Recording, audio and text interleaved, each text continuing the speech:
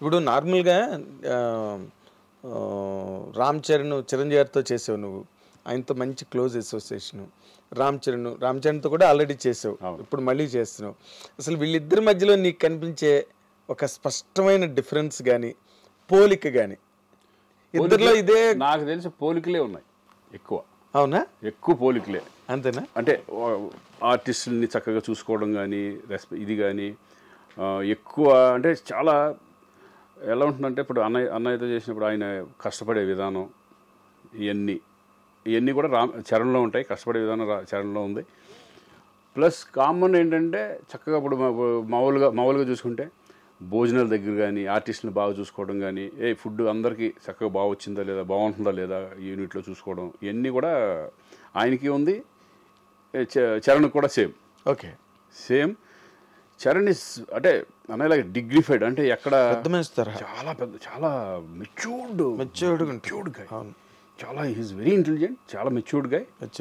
Stubborn చక్కగా నీట్గా ఉంటుంది. కానీ ఆర్టిస్టులు పలకరించే విధానం కానీ అందరినీ ఓన్ చేసుకోవడం కానీ ఇవన్నీ సూపర్గా. ఇప్పుడు అన్నయ్య సేమ్ ఇప్పుడు అన్నయ్య సెట్కి వెళ్తే కమెడియన్స్ కానీ వాళ్ళు అందరితో కలిసి ఒక భోజనం చేయడం చేస్తూ ఉంటారు. అందరిని దగ్గర తీసుకుని మాట్లాడుతూ ఉంటారు కూర్చొని.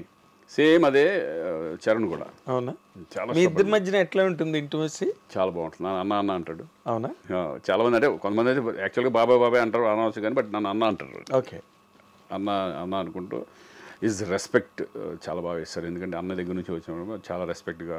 అసలు బాగా ఇష్టంగా నీకు రామ్ చరణ్లో ఈ ఇష్యూ నాకు భలే ఇష్టం అని నీకు నాకేంటంటే decent, is very decent person. Stubborn and decent. ఆ డీసెన్సీ, ఆ హుందాతనం అది బాగా నచ్చుతుంది నాకు. ఓకే, ఆ హుందాతనం అనేది ఇప్పుడు నాకు తెలిసి కొంత ఏజ్లో కొంచెం ఒక రకంగా వేరే ఉంటుంది. అదే ఏజ్ అలాంటిది. కానీ ఆ ఏజ్లో కూడా ఈజ్ వెరీ మెచ్యూర్డ్ పర్సన్.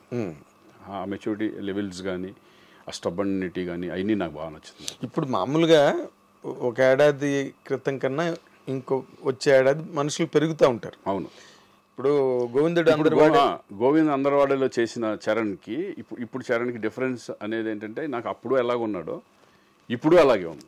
ఇప్పుడు ఎలాగున్నాడో అప్పుడు అలాగే ఉన్నాడు. ట్రిపుల్ ఆర్ అంత పెద్ద సక్సెస్ ఇప్పుడు స్టార్ లెవెల్కి, ఇంటర్నేషనల్ స్టార్ లెవెల్కి హాలీవుడ్ వెళ్ళిపోయినా కూడా ఆ గర్వం కానీ ఇది కానీ ఆ కించిత్ ఇది కూడా